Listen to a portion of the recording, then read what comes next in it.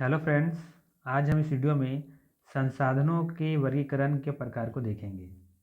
यह topic class 10th का book जो भूगोल से संबंधित है, चैप्टर नंबर 1 अध्याय 1 संसाधन एवं विकास से लिया गया है। आप यहाँ पर देख रहे होंगे कि जिस तरह का टॉपिक यहाँ पर दिया गया है यह आपके किसी भी एग्जाम के लिए इंपॉर्टेंट हो सकता है, चाहे आप बीपीएससी टीचर का एग्जाम लिख रहे हो, चाहे आप सीटेट की तैयारी कर रहे हो, या फिर कभी आप 10th का स्टूडेंट हो। ये सभी उन सभी के लिए इम्पोर्टेंट है, क्योंकि अक्सर यहाँ से सवाल आपसे पूछा ही जाता है। ठीक है, तो चलिए आज देखते हैं कि संसाधनों का जो वर्गीकरण किया गया है वो कितने तरीके से किया गया है और उनका अर्थ क्या होता है। ठीक है, तो चलिए शुरू करते हैं। तो देखिए, संसाधनों का जो वर्गीकरण है वो पहला है कि विकास के आधार पर संसाधनों को हम 4 प्रकार से बांटते हैं। कौन कौन? संभावित संसाधन, विकसित संसाधन, संचित कोश संसाधन और चौथा है भंडार संसाधन। अर्थात ये हुआ कि विकास के आधार पर हम संसाधनों को 4 प्रकार से बांटते हैं। ये 4 का यहाँ पे नाम लिखा हुआ है। ठीक है, दूसरा है उत्पत्ति के आधार पर। उत्पत्ति के आधार पर हम संसाधनों को 2 प्रकार से बांटते हैं। कौन कौन? एक जैव और एक अजैव। ठीक है, तीसरा है समाप्यता के आधार पर संसाधनों को हम भी 2 प्रकार में बांटते हैं। पहला है नवीकरणीय योग्य संसाधन और दूसरा है अनवीकरणीय योग्य संसाधन। ठीक है, इसे भी आगे चलकर हम देखेंगे कि नवीकरणीय को भी हम अनवीकरणीय संसाधन को भी हम 2 प्रकार में बांटते हैं। ठीक है, आगे में भी देखेंगे। 4th नंबर में है स्वामित्व के आधार पर संसाधनों के 4 प्रकार होते हैं। यानी कि स्वामित्व के आधार पर देखा जाए तो संसाधनों को हम 4 प्रकार से बांटते हैं। कौन कौन? एक व्यक्तिगत, दूसरा सामुदायिक, तीसरा राष्ट्रीय और चौथा है अंतर्राष्ट्रीय। ये आपके लिए इतना इंपॉर्टेंट नहीं है। अगर आप कंपटीशन की तैयारी कर रहे हैं तो ये इंपॉर्टेंट नहीं है। ये इंपॉर्टेंट आपको हो सकता है ये 2 के लिए होगा, जो 1-2 पॉइंट है जो हमें बताएंगे उसको थोड़ा सा ध्यान में रखिएगा। बाकी इसमें जरूरत जो ये एग्जाम अपने लिए इंपॉर्टेंट नहीं है। ठीक है, तो कह सकते हैं कि संसाधनों का जो वर्गीकरण किया गया है टोटल ये 4 2 6 2 8 और 4 12 है ना। 4 2 6 2 8 और 4 12 तरीके से किया गया कुल मिलाकर के। अब बाकी को हम 12 जो यहाँ पर जो प्रकार है हम यहाँ से एक करके देखते हैं कि किसका क्या मतलब होता है। ठीक है ना, यहाँ मैंने 12 को लिया हुआ है। ठीक है, चलिए देखते हैं, स्टार्ट करते हैं। पहला नंबर है संभावित संसाधन। ध्यान समझिएगा, संभावित संसाधन क्या होता है? संभावित संसाधन कहता है कि वे संसाधन जो किसी प्रदेश में विद्यमान होते हैं परंतु इसका उपयोग नहीं किया गया है। ध्यान से समझिएगा, वे संसाधन जो किसी प्रदेश में विद्यमान हैं, उपस्थित हैं, परंतु इसका उपयोग नहीं किया गया है।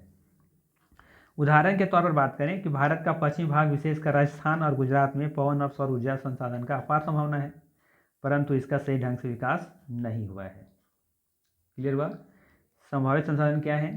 कि ऐसे संसाधन जो किसी प्रदेश में उपस्थित तो हैं लेकिन उसका उपयोग नहीं किया गया है ना। जैसे कि देखेंगे कि राजस्थान में और गुजरात के पश्चिमी भाग में देखेंगे तो पवन ऊर्जा और सौर ऊर्जा का वहाँ अपार संभावना है कि वहाँ पर इसका प्रयोग कर सकते हैं हम लोग, लेकिन अभी तक इसका विकास सही ढंग से नहीं किया गया है। ऐसे संसाधनों को हम क्या कहते हैं? संभावित संसाधन। ठीक है, अब देखते हैं विकसित संसाधन क्या है। कहता है विकसित संसाधन में कि वे संसाधन जिनका सर्वेक्षण किया जा चुका है, जिसके बारे में पता कर चुके हैं और उनके उपयोग की गुणवत्ता और मात्रा निर्धारित की जा चुकी है कि कितना उसकी क्वालिटी क्या है, कितनी मात्रा में अवेलेबल है ना। तो सब कुछ हम क्या कर चुके हैं? निर्धारित कर चुके हैं, विकसित संसाधन कहलाते हैं। संसाधनों का विकास प्रौद्योगिकी और उनके संभाव्यता के आधार पर निर्भर करता है। कोई भी संसाधन है उसका जो विकास होता है एक्चुअली में वो डिपेंड करता है टेक्नोलॉजी और उसकी संभाव्यता कितनी है ना। अगर टेक्नोलॉजी ही नहीं मेरे पास है तो क्या लगता है विकास कर पाएंगे? नहीं कर पाएंगे। तो टेक्नोलॉजी का होना बहुत ज़रूरी है। तो डिपेंड करता है कोई भी संसाधन का विकास तभी होगा जब प्रौद्योगिकी यानी कि टेक्नोलॉजी और साथ में संभाव्यता के आधार पर ही हम तय कर पाएंगे। जैसे नदियाँ, झीलें, जंगल, पेट्रोलियम है ना, ये सभी क्या है? विकसित संसाधन के उदाहरण हैं। ठीक है, अब आगे देखते हैं। भंडार संसाधन कहता है कि पर्यावरण में उपलब्ध वे पदार्थ जो मानव की आवश्यकताओं की पूर्ति कर सकते हैं। पर्यावरण में उपलब्ध वे पदार्थ जो मानव की आवश्यकताओं की पूर्ति कर सकते हैं परंतु उसका उपयोग उपयुक्त प्रौद्योगिकी के अभाव में उसकी पहुंच से बाहर है। आई बात समझ में? भंडार संसाधन वे संसाधन हैं जो मनुष्य की आवश्यकताओं की पूर्ति तो कर सकता है, परंतु उसका उपयुक्त हमारे पास टेक्नोलॉजी ना होने की वजह से हम उसकी पहुंच से क्या है, दूर हैं। एग्जाम्पल समझिए, जैसे हम जानते हैं जल जो है वो क्या है, दो गैसों का मिश्रण है, हाइड्रोजन और ऑक्सीजन, है ना। हाइड्रोजन क्या है, इसका जो केमिकल फार्मूला होता है वो क्या होता है, H2O, है ना। तो अगर देखिए कि ये जल जो है वो जल क्या है, H2O से मिलकर बना हुआ है। अगर इसको हम ऐसे तोड़ लें, ऑक्सीजन को अलग कर दें और हाइड्रोजन को अलग कर दें, तो आप देखेंगे कि हाइड्रोजन क्या है, ऊर्जा का बहुत अच्छा स्रोत है, हो सकता है मेरे लिए, लेकिन क्या इसको तोड़ने के लिए मेरे पास कोई टेक्नोलॉजी है, नहीं है। तो वही कहा जा रहा है कि भंडार संसाधन के रूप में, कि अगर यदि हम क्या करें, हाइड्रोजन ऊर्जा का मुख्य स्रोत बन सकता है, परंतु इस उद्देश्य से इसका उपयोग करने के लिए हमारे पास उन्नत तकनीक ज्ञान नहीं है। अगर टेक्नोलॉजी होता, मेरे पास ज्ञान होता, तो जाहिर सी बात हम हाइड्रोजन को क्या बना लेते, अपना संसाधन बना लेते। तो ये भंडार तो मेरे पास है, जल तो भंडार है मेरे पास, लेकिन क्या इसको हम लगता है कि इसको जब तक मेरे टेक्नोलॉजी नहीं आएगा तब तक हम इसका उपयोग कर पाएंगे, नहीं कर पाएंगे। तो समझ में आया ये भंडार संसाधन क्या है।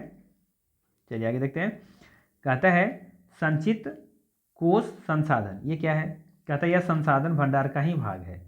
संचित कोष संसाधन जो है वो क्या है, भंडार का ही एक क्या है, हिस्सा है, जिन्हें उपलब्ध तकनीकी ज्ञान की सहायता से प्रयोग में लाया जा सकता है, परंतु इसका उपयोग अभी भी प्रारंभ नहीं हुआ है। इनका उपयोग भविष्य में आवश्यकता पूर्ति के लिए किया जा सकता है। संचित कोष संसाधन ऐसे संसाधन है जिसका हम अभी भविष्य में प्रयोग कर सकते हैं, और अभी तो इसका शुरुआत हम नहीं किए हैं, ठीक है। जैसे नदियों के जल विद्युत पैदा करने में प्रयोग किया जा सकता है, परंतु वर्तमान समय में इसका उपयोग सीमित पैमाने पर हो रही है। जितना चाहिए उतना हम नहीं कर पा रहे हैं, सीमित मात्रा में क्या कर रहे हैं, इसको उत्पादन कर रहे हैं। इस प्रकार बांधों में जल, वन आदि संचित कोष हैं जिनका उपयोग भविष्य में किया जा सकता है। ऐसे कोष हम क्या कहेंगे, संचित कोष संसाधन। आई बात समझ में। तो ये थे संभावना के आधार पर, ठीक है। चलिए देखते हैं आगे। आगे है हमारा जैव संसाधन। क्या है जैव संसाधन, कहता है इन संसाधनों की प्राप्ति जीवमंडल से होती है। इनमें जीवन व्याप्त होता है ना, कि शामिल होता है, जैसे मनुष्य, वनस्पति, प्राणीजात, मत्स्य जीवन, पशुधन, ये सभी क्या है, जैव संसाधन है। आगे है अजैव संसाधन। कहते हैं वे सारे संसाधन जो निर्जीव पदार्थों से बने हैं अजैव संसाधन कहलाते हैं, जैसे चट्टान, धातुएं, कोयला, है ना, ये सभी क्या है, ये सब अजैव संसाधन है, ठीक है। चलिए आगे देखते हैं। नवीकरणीय योग्य संसाधन क्या है, कहता है वे संसाधन जिन्हें भौतिक, रासायनिक या आंतरिक प्रक्रियाओं द्वारा नवीनीकृत या पुनः उत्पादन किया जा सकता है, उन्हें नवीकरणीय योग्य अथवा पुनः पूर्ति योग्य संसाधन कहा जाता है, जैसे पवन ऊर्जा, सौर ऊर्जा। बात समझ में आया। तो नवीकरणीय योग्य संसाधन क्या है, ऐसे संसाधन जिन्हें हम पुनः क्या कर सकते हैं, प्राप्त कर सकते हैं, चाहे किसी टेक्नोलॉजी की मदद से करें या जैसे भी करें, है ना। तो ऐसे संसाधन जिन्हें हम पुनः प्राप्त कर सकते हैं उसे हम लोग नवीकरणीय योग्य संसाधन कहेंगे, जैसे पवन ऊर्जा, सौर ऊर्जा, है ना। जैसे और भी एग्जाम्पल है, वन हो जाएगा, जंगल जो है ना, उन लोग को भी हम लोग क्या कहेंगे, किस में रखेंगे, नवीकरणीय योग्य संसाधन में ही रखेंगे, ठीक है, क्योंकि हम वन को चाहे तो फिर से हम लोग बना सकते हैं, ठीक है। चलिए आगे है अनवीकरणीय योग्य संसाधन। कहता है इन संसाधनों का विकास एक लंबे भूवैज्ञानिक अंतराल में होता है, इसको बनाने में लाखों वर्ष लग जाते हैं, जैसे खनिज और जीवाश्म ईंधन इस प्रकार के संसाधनों के उदाहरण हैं। ये क्या है, अनवीकरणीय योग्य संसाधन है, क्योंकि इसको बनाने में हमको वापस बनाएंगे इसको तो हमें लाखों वर्ष लग जाएंगे, तो लाखों वर्ष तक लग जाएंगे, इसका मतलब ये क्या है, अनवीकरणीय योग्य संसाधन है, ठीक है। चलिए अब यहाँ से ये जो दो इम्पोर्टेंट नहीं है, अब तो सिंपल सा भी ऐसे भी पकड़ सकते हैं कि व्यक्तिगत संसाधन क्या है, जैसे बाग है, चारागाह है, तालाब है और कुएं का जल आदि संसाधनों के क्या है, ये निजी स्वामित्व वाले, ये गलती यहाँ पर निजी स्वामित्व का उदाहरण है, ठीक है, ये तो आसान है। सामुदायिक स्वामित्व वाले संसाधन क्या है, यह संसाधन समुदाय के सभी सदस्यों को उपलब्ध होते हैं, जैसे शमशान घाट, है ना, भूमि, पिकनिक स्थल, खेल के मैदान, ये सभी क्या है, सामुदायिक स्वामित्व वाले संसाधन है, मतलब जो हम लोग सभी मिल करके प्रयोग कर सकते हैं, यानी सार्वजनिक स्थल कर सकते हैं, ठीक है ना। यहाँ से इंपॉर्टेंट है ये वाला, थोड़ा सा ध्यान रखिएगा कि राष्ट्रीय संसाधन क्या है। तो देखा जाए तो तकनीकी तौर पर देखा जाए तो देश में पाए जाने वाले सारे संसाधन क्या हैं, राष्ट्रीय संसाधन है। आपके पास अगर भूमि भी है ना, तो भूमि आपकी नहीं है, आप सिर्फ उसके मूल्य के वैल्यू आपके उसके अधिकार है आपके पास, ठीक है। लेकिन एक्चुअल में ज़मीन आपका नहीं है, ज़मीन का सिर्फ आप वैल्यू लेने के काबिल हैं। ठीक है, तो देखिए कहाँ लिखा है कि देश की सरकार को कानूनी अधिकार है कि वह व्यक्तिगत संसाधनों को भी आम जनता के हित में अधिकृत कर सकती है। सारे खनिज पदार्थ, जल संसाधन, वन जीवन, राजनीतिक सीमाओं के अंदर सारी भूमि और 12 समुद्री मील तक महासागरीय क्षेत्र व इसमें पाए जाने वाले सारे संसाधन क्या हैं? राष्ट्रीय संसाधन हैं। आप देखते होंगे कि क्या जितने भी रेलवे लाइन बिछे हुए हैं, जितने भी बड़े बड़े डैम बने हुए हैं, तो क्या लगता है सारा वो गवर्नमेंट का ही है? नहीं, उसमें देखेंगे कि कुछ क्या है, लोगों की भी ज़मीन चली जाती हैं। तो क्या लगता है कि आपका ज़मीन था तो आप कहेंगे नहीं हम ज़मीन नहीं देंगे? ऐसा हो सकता है? आपको देना ही होगा, बदले में आपको मुआवजा भले ही मिल जाएगा। तो कहने का मतलब क्या, एक नियम है, लीगल है गवर्नमेंट के पास कि किसी की भी ज़मीन को वो क्या कर सकती है, सभी के फायदे के लिए वो आपसे अधिकृत कर सकती हैं, ले सकती हैं। ठीक है, तो राष्ट्रीय संसाधन देखा जाए तो जितने भी देश में संसाधन है सभी क्या हैं? राष्ट्रीय संसाधन ही हैं। ठीक है, और एक चीज़ ध्यान में रखिएगा, अक्सर ये पूछा जाता है ये वाला कौन, कि ये जो है राजनीतिक सीमाओं के अंदर सारी भूमि, राजनीतिक सीमाओं के अंदर सारी भूमि, और साथ में ध्यान रखिएगा 12 समुद्री मील तक महासागरीय क्षेत्र व इसमें पाए जाने वाले सारे संसाधन क्या होते हैं? राष्ट्रीय संपदा होते हैं। 12 समुद्री मील तक, कभी कभी आपको किलोमीटर में भी दे देगा, तो ध्यान रखिएगा, किलोमीटर का दे देगा तो 22 किलोमीटर के आसपास होता है इसका। ठीक है, वो भी ध्यान में रखिएगा आप। ठीक है, चलिए आगे देखते हैं। अंतर्राष्ट्रीय संसाधन कहता है तट रेखा से 200 समुद्री मील की दूरी से परे खुले महासागर संसाधनों पर किसी देश की अधिकार नहीं है। मतलब जो भी है, जैसे भारत का ही अगर देखें तट रेखा है ना, तो यहाँ से लेकर के 200 समुद्री मील तक के बाद, इसके बाद ये किसका हिस्सा होता है? ये अंतर्राष्ट्रीय के संस्थाओं के हाथ में होता है। यानी इसमें अगर आपको यहाँ पर 200 माइल समुद्री मील के बाद अगर कुछ करना चाहते हैं आप, तो आपको अंतर्राष्ट्रीय संस्थाओं से आपको परमिशन लेनी होती है। ठीक है, तो ध्यान में रखना है। बाकी हमने कहा 12 नॉटिकल मील, तो मान लेते हैं कि यहाँ तक होता है 12 नॉटिकल मील, तो इसके अंदर जो भी संपदा है वो आपकी है। ठीक है, बाकी यहाँ से लेकर के यहाँ तक आप इसका इस्तेमाल कर सकते हैं। ठीक है, किसी चीज़ काम के लिए, लेकिन इसके बाहर इधर आप प्रयोग नहीं कर सकते किसी तरीके से, वो अंतर्राष्ट्रीय संस्थाओं के हाथ में होता है, आप उनके परमिशन के बिना कुछ भी नहीं कर सकते हैं। तो इन संसाधनों का ध्यान दीजिएगा, इन संसाधनों का अंतर्राष्ट्रीय संस्थाओं की सहमति के बिना उपयोग नहीं किया जा सकता है। तो ये हो गया हमारा अंतर्राष्ट्रीय संसाधन, इसको ध्यान में रखिएगा। ठीक है, चलिए एक पॉइंट और है जो लास्ट मेरा पॉइंट है, बहुत इंपॉर्टेंट है, बहुतों को शायद समझ में नहीं आता है, तो उसके लिए इंपॉर्टेंट हो जाएगा ये वाला। क्या है इंपॉर्टेंट पॉइंट? सतत पोषणीय विकास क्या है? अक्सर पूछा जाता है ना, सतत पोषणीय विकास क्या है? तो देखिए ध्यान दीजिएगा, कहता है कि सतत पोषणीय आर्थिक विकास का अर्थ है कि विकास पर्यावरण को बिना नुकसान पहुंचाए हो।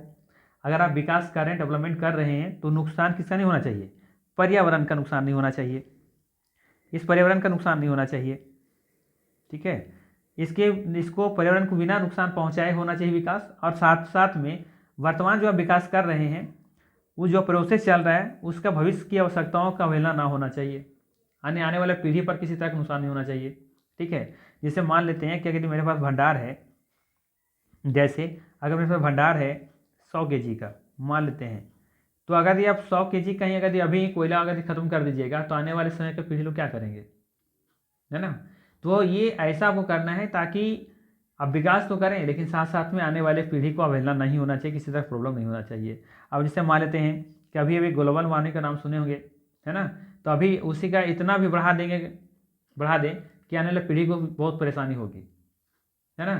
तो ऐसा करना है आपको कि जैसे अभी जंगल है, तो जंगल ही क्या करेंगे, जंगल को यदि हम पूरा विनाश कर देंगे ताकि आने वाली पीढ़ी को क्या बचेगा?